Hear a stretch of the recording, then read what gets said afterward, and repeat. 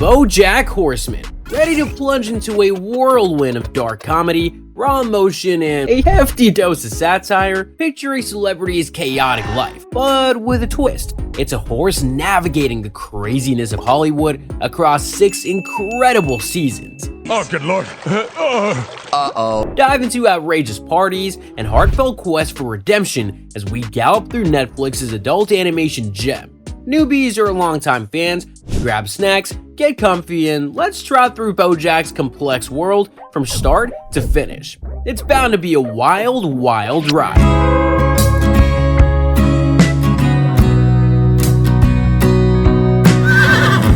But wait, let's set the stage for this roller coaster ride, shall we? Welcome to the quirky, unpredictable world of Hollywood, BoJack Horseman style. Picture this, a place bursting at the seams with talking animals and humans. Oh no. All living together. Normal? Far from it. Here we have BoJack, our main horse, a once shining TV star, now on a quest for more. More fun, more spotlight, more everything. His roomie, Todd? Oh, he's a riot. Ready to dive headfirst into any goofy idea that comes to mind. Forever! And then there's Princess Carolyn, the pink feline powerhouse, hustling around to snag BoJack those golden acting gigs. Mr. Peanut Butter? Just think of the happiest dog you know. Add a Hollywood charm, and voila! Don't forget Diane, the brilliant human of the group, with tales to tell and stories to pen. Phew, the stage is set, the players are ready, and the adventure is about to begin. Excited yet? Alright, time to dive into the first episode, the BoJack Horseman story, Chapter 1. We jog into the life of our star horse, BoJack, who's been out of the spotlight since his sitcom days on Horsing Around. Now he's got a cool pal, Todd, who's more a couch potato than roomy, and a book deal with 0 words written. Oops, BoJack's day goes from bad to worse when his agent and gal pal Princess Carolyn gives him the boot over dinner. You should see other people. Were we not seeing other people? But not before Mr. Peanut Butter crashes their breakup party. Oh, the drama. Now BoJack's gotta get his hopes dirty in the writing world. But that's hard. Enter Pinky Penguin, a frantic publisher penguin who's just a flapper away from bankruptcy. He nudges BoJack towards a ghostwriter, Diane, to help with the book. Though BoJack's not thrilled, a party at his place, thanks to party lover Todd, brings him nose to nose with Diane. They chatter about life, acting, and serial struggles till Diane drops a bombshell. She's dating Mr. Peanut Butter. Beautiful girlfriend, Diane Nguyen. Whoa, Oh, nay! BoJack's not just horsing around, he's in a pickle with feelings, rivalries, and a book yet written.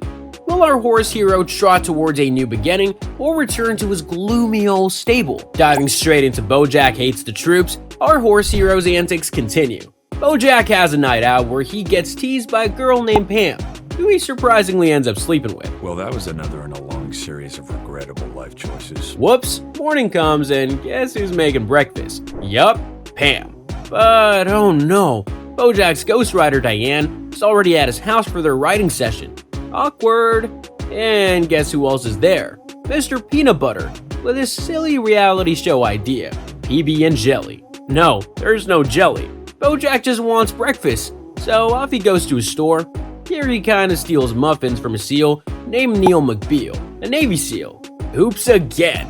Big drama starts. The SEAL guy tells everyone on TV how BoJack took his muffins. BoJack tries to defend himself, but ends up saying maybe not all troops are heroes. They're heroes? I don't agree to that. Maybe some of the troops are heroes, but not automatically.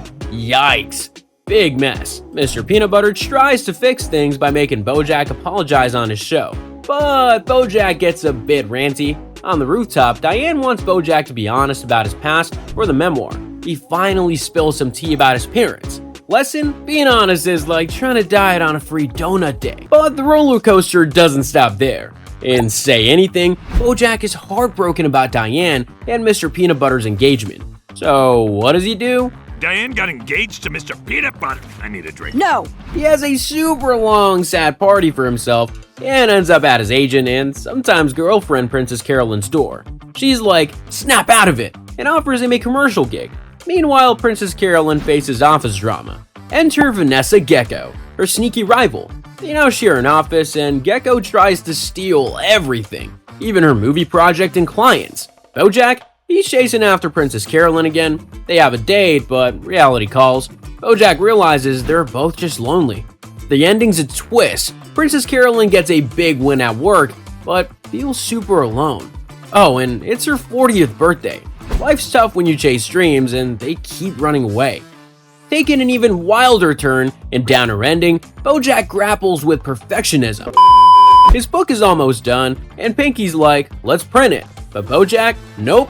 He says, I can do better. Back home, writing is hard. So he calls his old friend Sarah Lynn, a famous singer known for partying, for some funny candy to help. BoJack, Todd, and Sarah Lynn go on a wild candy ride, seeing weird things and dreaming up wild stories. BoJack dreams about a life where he's happy with an old friend, Charlotte, and their daughter Harper.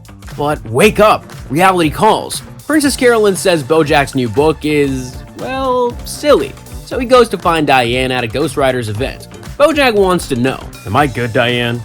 Diane? She's speechless. Sometimes words are like Wi-Fi, just not connecting. And as the pages keep turning, we stumble upon later. Flashback to 1973. Secretariat, a famous racehorse, gives young BoJack advice about dealing with sadness on TV. But tragedy strikes when Secretariat can't run from his problems and takes a sad exit. Fast forward, BoJack's memoir is out, and he won a Golden Globe.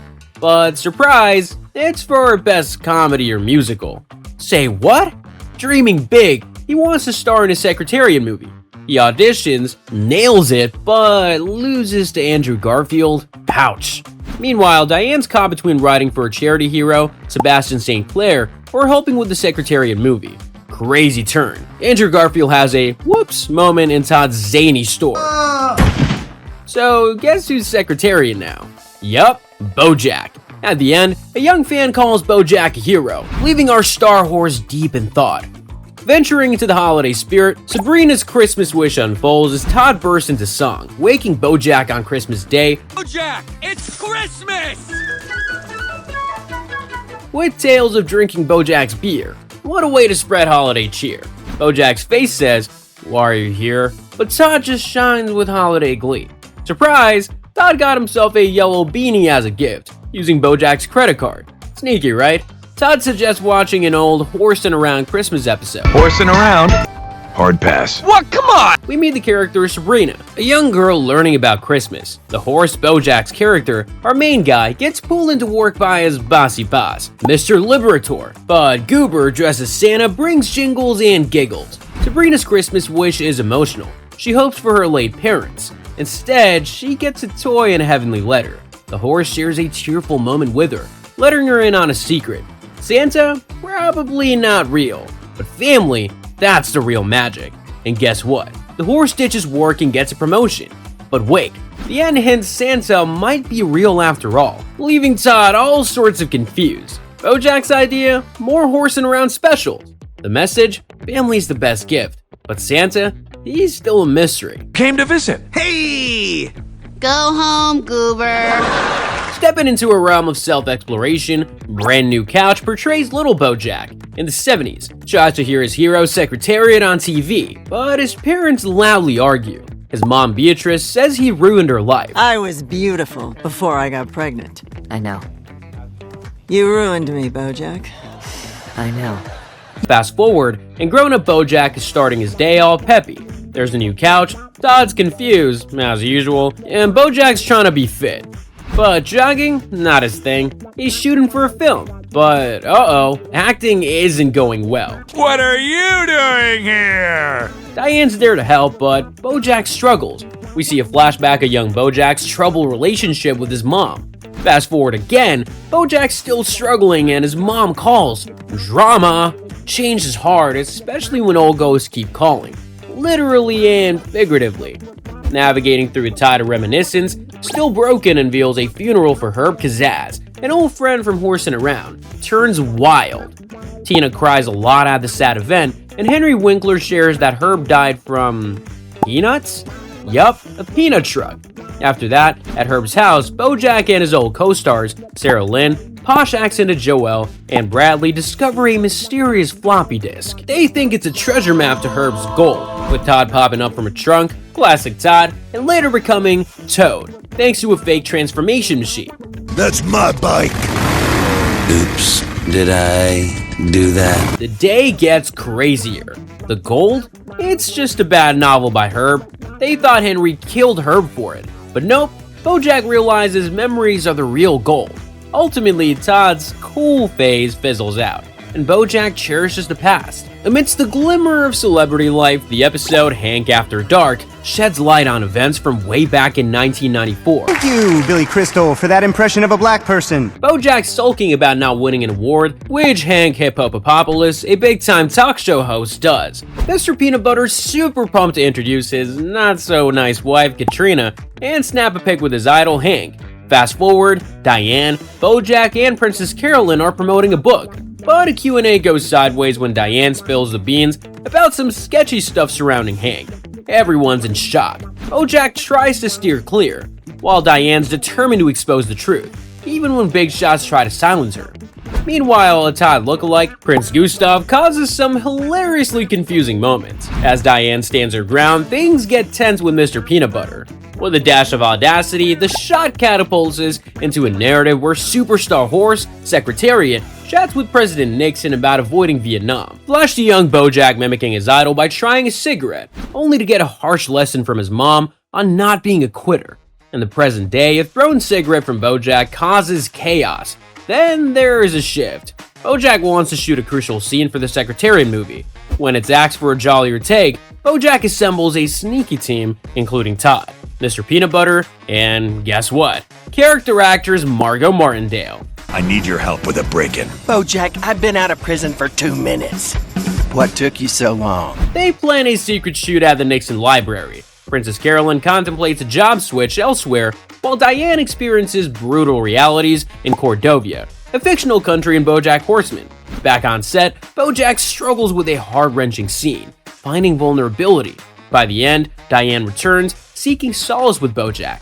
Finding our weak spots is similar to tripping over in public. Awkward, but oh so real. As we traverse the labyrinth of escapism, Escape from LA reveals that BoJack lands in New Mexico and surprises Charlotte by showing up at her store. Oops, it's early morning. No drinks? No problem. Charlotte introduces BoJack to her quirky family, hubby Kyle, dear daughter Penny, and the son Trip. BoJack hilariously misjudges a family photo montage for a band promo. Kyle and the kids. Learns the complexities of teen drama, and even gets a boat named Escape from LA, after Penny's suggestion. But chaos ensues after a prom night gone wrong with Penny's friends. We go. Now, boys and girls, if you want to do the BoJack, take your hands and put them on your... This sucks! Drama heightens as BoJack's relationship with Charlotte and Penny gets complicated. After some big misunderstandings, Charlotte gives BoJack a stern warning. Returning to LA, a messy home greets him. Diane's voice surprises him with a simple, "Hey, you can't escape from who you truly are, even running miles away." Sailing on waves of self-reflection, Out to Sea navigates through stormy waters, where BoJack comes home to find Diane loafing around, and a boat in his pool. Yeah, he drove it there. Princess Carolyn wakes him up with a broom. Ow, okay, I'm awake. Ah! And drops bombshells. The studio finished Secretariat without him, using a computer-generated BoJack, and his money from horsing around built an orphanage, making him an accidental hero. Elsewhere, Todd gets sucked into the world of shenanigans and discovers their leader, Copernicus, isn't who he claims.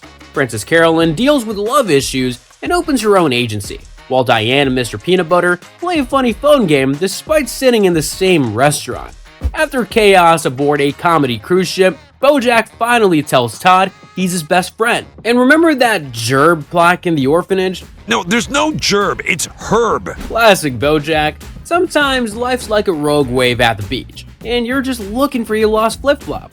In a dark twist of irony, BoJack Kills plunges us into a mysterious narrative where BoJack sees a funny ad for a family-friendly strip club run by Richie Osborne, aka Goober from Horsing Around. Fun, sexy time for the whole family.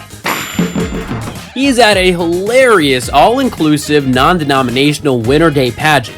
Phew, when playwright Jill Pill calls him about his special letter, Diane tags along. But they end up finding a dead orca in a pool. Uh-oh. Meanwhile, Mr. Peanut Butter and Todd get sprayed by a skunk and turn to Princess Carolyn, resulting in a wacky tomato sauce mess. It smells like a skunk skunked another skunk in here, and then they smoked a joint. What Back at happened? the club, BoJack learns he's the face of a new heroine, but Officer Fuzzyface saves the day. Later, they meet Cuddly Whiskers, who's all zen now and gives profound advice. Only after you give up everything can you begin to find a way to be happy. But both just want to go home. Diving into a realm of silent reflection, Fish Out of Water submerges us in a tale where BoJack is sent to a massive underwater film festival. Yikes! Seeing Kelsey, his ex-director there? Awkward! Plus, underwater, talking's tough. BoJack wants to avoid Kelsey, but also feels terrible and tries to apologize with a note. Oops, he unknowingly offends the fish paparazzi with a thumbs up. A big scandal brews, but BoJack's too busy.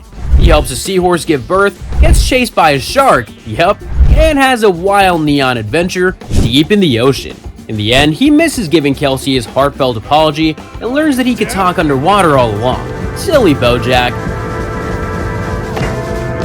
Oh, you have got... Before we dive back in, how about giving BoJack a virtual hug? Smash that like button and subscribe to join the fun. Now, back to the recap.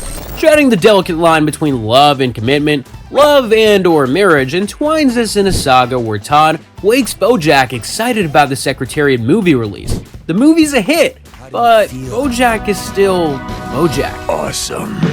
Meanwhile, Mr. Peanut Butter and Diane are in couples therapy. Diane struggles to express herself, but she's invited to a wild party with famous folks. BoJack and Todd party too, crashing a wedding rehearsal where they're an instant sensation.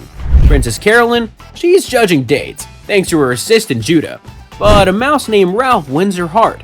The drama unfolds, Diane tries drugs, BoJack gives questionable wedding advice, Right? Oh boy. and there's a surprise pregnancy I mean, reveal. baby, why do you say baby? Do you not know? You're pregnant.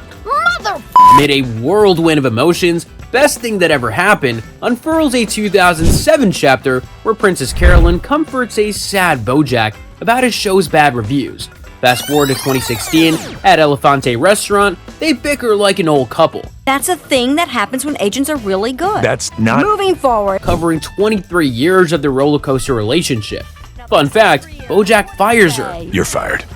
Oh. Whoops! Chaos unfolds when Sandro, the waiter, thinks he's fired and, well, let's just say, the kitchen literally goes up in flames. We dive deep into their past as they put out the fires, both literally and metaphorically. I do love you, by the way. I mean, as much as I'm capable of loving anyone, which is never enough. BoJack realizes he kinda, sorta, maybe loves Princess Carolyn, but classic BoJack, he sticks to his decision to let her go. So, what do you think? No. Why do relationships feel like assembling IKEA furniture? Sometimes it's easier to just throw out the manual and start fresh. In a dizzying carousel of excess, that's too much, man. Spirals into a tale where Sarah Lynn, now enjoying 9 months of sobriety, receives a call from BoJack. Instead of supporting her, he tempts her into a wild party spree. The duo dive into hidden drugs, watching nostalgic episodes of Horsing Around, and multiple blackouts. You get crazy high in the parking lot, then you go in and get your mind blown by all the trippy galaxies and shit. Sarah Lynn wishes to visit the planetarium, but BoJack, in his erratic state, opts for an AA meeting first. There, BoJack spills about his past with a friend's family. After several wild escapades, including a failed apology tour, But if I'm here in your house, it must be to make amends. they find themselves at the planetarium, a place Sarah Lynn always dreamt of. Under the vast expanse of stars, BoJack realizes the insignificance of their actions in the vast universe. But a silent Sarah Lynn tragically doesn't reply. Right, Sarah Lynn? Sarah Lynn? Amidst a cascade of repercussions, That Went Well unravels a narrative where Sarah Lynn excitedly chats with BoJack after her concert. But oops, he's there to ask her to boost his show's ratings. Hurt, she asks him to go. Fast forward, BoJack sadly hears of Sarah Lynn's death at 31. Again, for those just joining us, actress and pop star Sarah Lynn is dead at 31. Meanwhile, Margot Martindale crashes into pasta, literally, making a big spaghetti mess. Scientist Carla Hall needs help. Enter Todd, Mr. Peanut Butter, and Strainer. Spaghetti or not, here I come. BoJack's down and feels like poison. Diane reveals his show once comforted her. Big moves, BoJack tries a show reboot. Diane lands a job with Girl Cruise, and Todd accidentally tips away his newfound fortune. Guess I'm broke again. Diane and Mr. Peanut Butter's chill night, crashed by his ex with a massive offer. How would you like to be the governor? And Princess Carolyn, she's now managing, not agenting. BoJack almost crashes in the desert, but wild horses inspire hope. Even in chaos, glimmers of hope shine through. Venturing in the roots of a complex legacy, the old Sugarman place unveils a journey where BoJack travels to his family's old, kinda spooky summer home in Michigan. Flashbacks whisk us to 1944, showing a young Beatrice, BoJack's mom, being sweet and cute, and her mama, Honey, being the sassy queen of the house. Tragedy hits when Beatrice's bro, Cracker Jack, is lost in the war. Heartbroken, Honey does some not-so-great things, leading to a super sad outcome for her. Meanwhile, in BoJack's time, he meets a grumpy dragonfly named Eddie. Hey, stop fixing my door, asshole! They try fixing the house, but also fight, fly, and almost crash into a plane. Phew! Oh, and Eddie has a pretty tragic past too. Are you insane? I don't want to live! Why did you save me? In the end, after all the hammering and emotions, BoJack decides to tear the house down. Tackling a maze of self-doubt, stupid piece of shit peels back layers of internal monologue, leading us into a scenario where BoJack has a tough day. He's hearing mean thoughts about himself. A lot. She's not grubby, she's your daughter, you piece of garbage. You're a piece of garbage, a real shitty piece of garbage. Hollyhock, his potential daughter, wants milk for breakfast, but BoJack can't decide who should get it because he doesn't want to leave Hollyhock with his sometimes confused mom. So BoJack says he'll get the milk, but spends the whole day at a bar.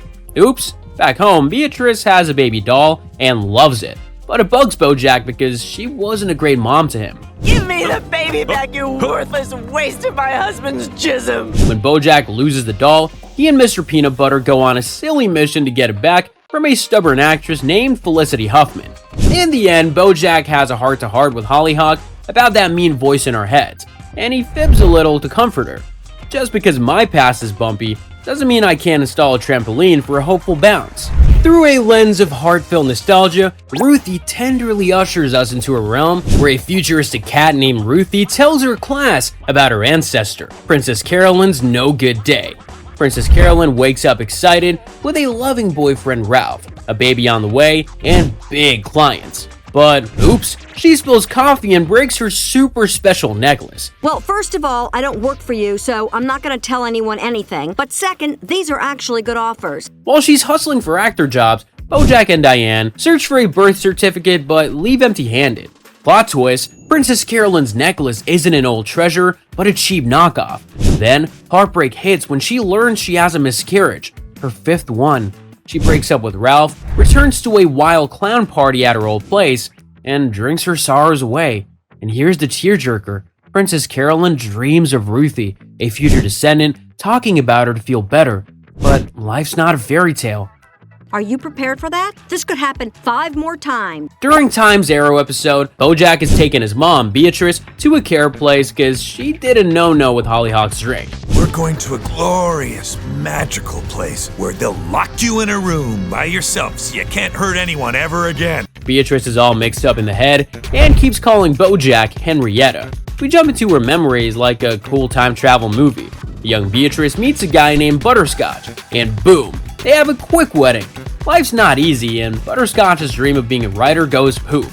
Now, plot twist, Butterscotch and the maid, Henrietta, have a baby, and that baby is Hollyhock.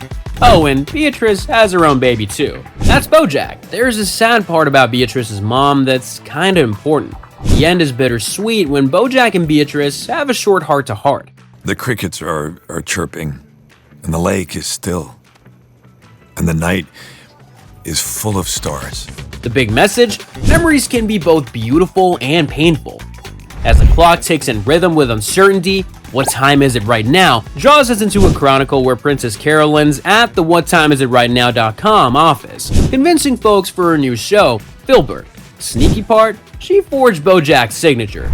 Back home, BoJack discovers a family secret. He isn't Hollyhock's dad, but her half-brother. Diane and Mr. Peanut Butter get a virtual reality sneak peek of their new house elsewhere. That is so cool! You actually don't have to yell. Diane dreams of a bell room full of books, but things don't go as planned. Meanwhile, Todd and Yolanda set a trap for rabies-infected clown Dennis. Crazy, right? And as always, Todd turns it into a business. BoJack, realizing his newfound brotherly bond with Hollyhock, smiles genuinely, embracing a family connection he's always yearned for. Essence of the episode, when digging for family ties, sometimes you find them in the sock drawer of life. Thank you, exactly. Amid a journey of self-discovery, The Dog Days Are Over unfolds a chapter where Diane jets off to Vietnam to find herself. There, she's excited to look like everyone else, even if she doesn't speak the language. Yes, so high. Number 2, so high. Oh, and guess what? There's a movie being filmed about, get this, a lady finding herself in Vietnam. It's about a recently divorced woman who comes to Vietnam to find herself. Diane, feeling like a tourist, totally. She gets clothes, takes snaps, eats food, and even kisses a film crew guy who thought she was local. Meanwhile, back home, Mr. Peanut Butter throws a party, and Diane's haircut is the talk of the town. But oh boy, when Diane spots him smooching pickles, their energetic waitress. With a blend of melancholy and stark revelation, Free Churro serves up a narrative where BoJack stands in a room, spilling the beans about his tough times with his late mom. We get a quick peek into young BoJack's life when his dad, Butterscotch, a bit of a know-it-all, picks him up from soccer. Fast forward, and BoJack's sharing how he got a free churro, yummy, after his mom passed away. But he's bummed that a random guy gave him more kindness than his own mom. That small act of kindness showed more compassion than my mother gave me her entire goddamn life. Whoops, BoJack thought his mom's final words, "I see you," were deep. But she might have just been reading a hospital sign. Jesus Christ. We were in the intensive care unit. She was just reading a sign. Ending with a tear, BoJack whispers, "I was your son. All I had was you." Remember, it's the little things that count. Is this funeral parlor B? Navigating through a ghostly maze of past relationships, Mr. Peanut Butter's booze beckons us into a Halloween ride through time, hopping between 4 years, 1993, 2004, 2009, and 2018. In 1993, Mr. Peanut Butter brought a party to BoJack's home with his cheery wife. She feels left out, so drama ensues. Flash to 2004, Mr. Peanut Butter is now with Jessica Biel, and she's terrified of mummies. But, BoJack becomes one. 2009, he's with Diane, the clever writer who feels out of place at glitzy Hollywood parties. Lastly, 2018 introduces us to Pickles, the youthful and bubbly girlfriend. Amidst the costumes and chaos, a trend emerges. Mr. Peanut Butter's relationships tend to start fun and turn sour at these parties. This is fun for me! What's up with the waitress? Amid a whirl of illusions clashing with reality, the showstopper pulls back the curtain on a stage where BoJack and Gina are on set of season 2 for their hit show, Filbert. But things are messy. BoJack's got a secret painkiller addiction. Hey, don't worry, I'm not gonna screw up this professional opportunity for you. And he's seeing weird stuff, like golden staircases in the middle of nowhere. While filming, BoJack gets a spooky note saying, "You did a bad thing, and I'm gonna tell." Yikes! He thinks someone's out to expose his dark secrets. He chases clues, suspects everyone, and even calls Charlotte's hubby. Don't call Charlotte, that's a terrible idea. Don't do it, don't do it, don't. Pretending to be a cable guy. Later, BoJack gets super mixed up between his real life and the show. The worst? He strangles Gina for real during a scene. Everyone's shocked. By the end, it's clear. Fame and secrets are a dangerous mix. BoJack's in deep trouble. In the aftermath of a theatrical tempest, the stopped show unveils the echoes of actions past where Todd is fuming because of a big oopsie on the Filbert set. BoJack, totally clueless, doesn't remember anything from the last episode. Meanwhile, Princess Carolyn gets a surprise call. Sadie's in the hospital having a baby. And guess what? Princess Carolyn might be a mommy soon. Oops, Mr. Peanut Butter and Diane had a romantic slip-up, and now Mr. Peanut Butter is in a pickle. Diane's solution? More romance, of course. Back at the studio, BoJack watches a video and discovers he did something terrible to Gina. Oh, and Henry Fondle, a robot, makes a huge mistake. Female employees of one popular website, the answer is sexual harassment o'clock. And the show gets canceled. Diane takes BoJack on a little drive and ends up at rehab. Mr. Peanut Butter, he pops a question, but not the one you think. Will you marry me? Embarking on a fresh chapter of unforeseen responsibilities, the new client introduces a narrative where Mr. Peanut Butter feels his film role in Birthday Dad doesn't scream on his dad because of his real-life mistakes. He's clearly the face of a guy who did something terrible, like, I don't know, cheat on his girlfriend. Meanwhile, Princess Carolyn gets a curveball when her nanny, Renata, quits. Ouch. Now she's juggling her high-pressure job and her baby, who's super cute by the way. Guess what? She even gets roped into a photo shoot celebrating supermoms, and chaos ensues. Our gal is tired. While Todd babysits and dreams up TV shows, Princess Carolyn has a heart-to-heart with Vanessa Gecko. The takeaway? Motherhood's tough, but treat it like a job. The sweet ending? Princess Carolyn sings a goofy rhyme to her daughter, Ruthie. Life lesson? Keep pushing forward, even if it looks like a spaghetti incident. It's a whirlwind of emotions and twists, and surprise, Pickles spills her life on vlog, navigating through jobs until bumping into love-struck Mr. Peanut Butter. Their life goes from wow to pow when they move into a smart house with its own thunder room. From showing off their fancy abode to the big engagement reveal, all seems rosy until Mr. Peanut Butter drops a bombshell. Pickles, would you mind turning off the live stream? There's something I need to discuss with you privately. Ooh, I hope it's something good. Uh-oh, the wedding's off. While Pickles garners virtual sympathy, BoJack struts into a party at Mr. Peanut Butter's house with his faint add-alcohol companion, Eduardo. Just do what the sign says. But surprise, surprise, what was meant to be an impromptu wedding planned by Todd ends up a thunderclap of infidelity and awkwardness. As Diane sneaks around, playing hide the Ruthie and wrestling with her impending move to Chicago, we're left guessing. Will they be discovered? Mr. Peanut Butter's unfortunate honesty in the midst of the surprise spells disaster. Ending on a high note, Diane takes off to Chicago, and Pickles hatches a crazy idea to level the infidelity field. Oh, what a pickle!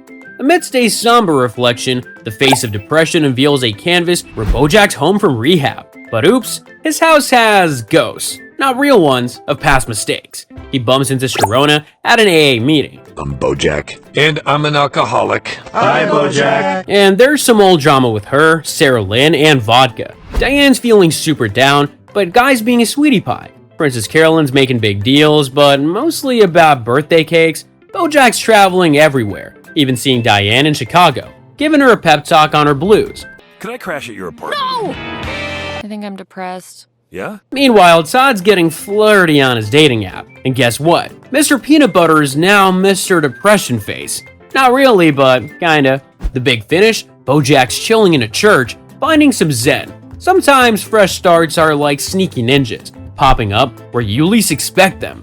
Amid the pursuit of mentoring, intermediate scene study with BoJack Horseman orchestrates a play of lessons and realizations where BoJack is on his professor hustle at Wesleyan University. On day one, he trolls his class by quitting, twice, just to show off his acting chops. A student, Helena, questions his methods, and another, Whitfield, tries way too hard to prove he can act, even crashing BoJack's AA meeting for dramatic effect. Meanwhile, Hollyhock's kicking butt in rugby. BoJack, totally confused but trying to be a supportive big bro. Oh, and Todd's on campus eating marshmallows meant for science experiments. You!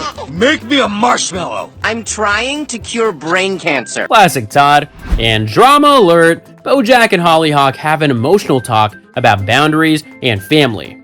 Navigating through a quagmire of choices and consequences, sunk costs and all that, elucidates a narrative where our fave horseman BoJack gets a wild wake-up call in his office from his pals Princess Carolyn, Diane, Todd, and Lil Ruthie.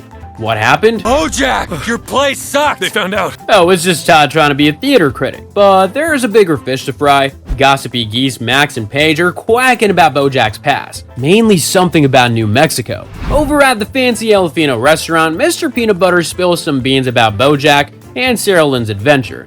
Not his best move. Back in BoJack's office, they brainstorm every oopsie BoJack ever did. Newsflash, it's a long list. And Diane, she's open for some truth-telling. The big shocker, BoJack's secret about Sarah Lynn. The truth's a ticking bomb, and time's running out. Remember, my friend, facing your past can be more challenging than admitting you ate the last cookie. Drama hits the roof in Xerox of a Xerox. Excitement and tension fill the air as the world learns about BoJack's tie to Sarah Lynn's overdose tragedy.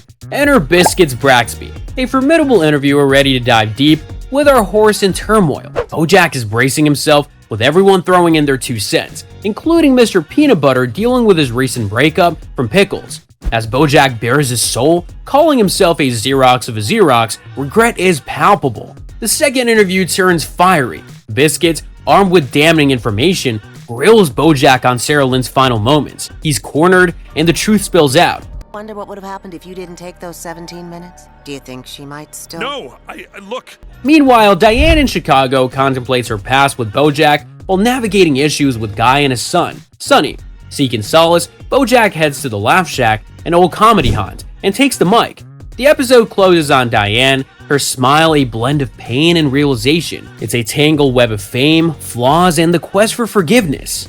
In a dance with 1994's memories and revelations, Angela unveils a dramatic act where Angela Diaz, executive producer working for ABC, is totally not having it with some rude businessmen at ABC. And I slept with a plus-size woman!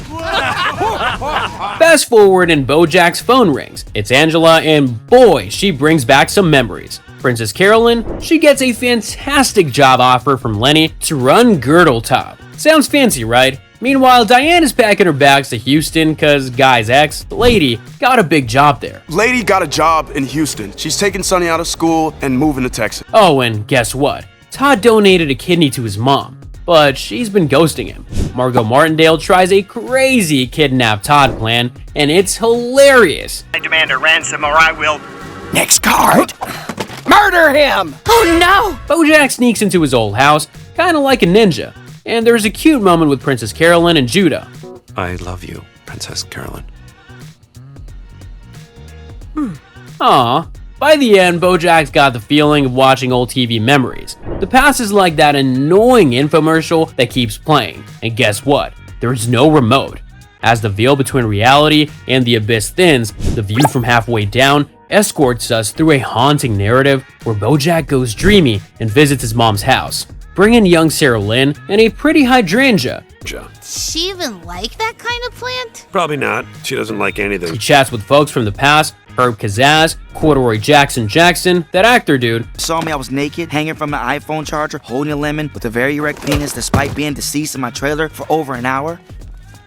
Yep. And Crackerjack Sugarman, Princess Carolyn's family. They share super deep life chats. Sarah Lynn, she rocks a dreamy song. And surprise, Secretariat trots in, sharing some heavy horse thoughts. But wait, BoJack feels trapped in dreamland. As his buddies vanish into his spooky door, things get wilder. He rings Diane, but she's like, I can't pull you out, dude. I live in Chicago. I can't save you. Poor BoJack's being swallowed by icky black goop. Yikes. Riding the emotional tide, nice while it lasts, it unfolds as we say our final farewells to BoJack in a whirlwind of chaos and reflection. Oh boy, his old house is a disaster, and he's found unconscious in the pool, surrounded by echoes of his past mistakes. Fast forward, and voila, he's in cuffs, facing a 14-month stint in Supermax for his reckless antics. A year later, he's transformed, directing a prison play. But wow, it's Princess Carolyn and Judah's wedding that brings him a weekend of freedom. Mr. Peanut Butter, ever the friend, is there for a ride. Jury finds you guilty of being a super cool dude, am I right? You're extremely clever. Can we go? Offering support as they navigate suit shopping and life's big questions. BoJack is jittery, especially about facing Diane. The wedding, a glitzy affair, but overwhelming for BoJack. He finds escape and solace with Todd at the beach, sharing deep reflections on life and his newfound prison routine. Set little goals for myself, like in a couple months, I'll beat my record for being sober. Nice. Princess Carolyn sweeps in, they share a dance, and discuss his potential comeback and the need for therapy. Then Diane appears, and it's an emotional roller coaster as they untangle their complicated history. And I was sure you were dead, and it was my fault for leaving you, for feeling good, for not worrying. When I left for Chicago, you promised me you were gonna be okay, but... She shares her new married life and progress. They laugh, reminisce, and find a moment of peace together. Tell you, thank you. And it's going to be okay. And I'm sorry. And thank you. The finale leaves us with BoJack and Diane silent under the stars, capturing a moment of contemplative calm, leaving us with a whisper and the poignant reminder that life, messy and complex, was indeed nice while it lasted. What a ride! BoJack Horseman dove into Hollywood's chaos with dark humor, raw emotion, and sharp satire. We laughed, shed tears, and explored the intricate world of BoJack and his crew, proving that every story, even the darkest, is worth telling. Next up, Gravity Falls. Leave behind the glitz for a summer of mystic adventures, with Dipper and Mabel unravel the secrets hidden in shadows. If BoJack captured your heart, Gravity Falls will ensnare your imagination. Don't wait, your mystery adventure begins now.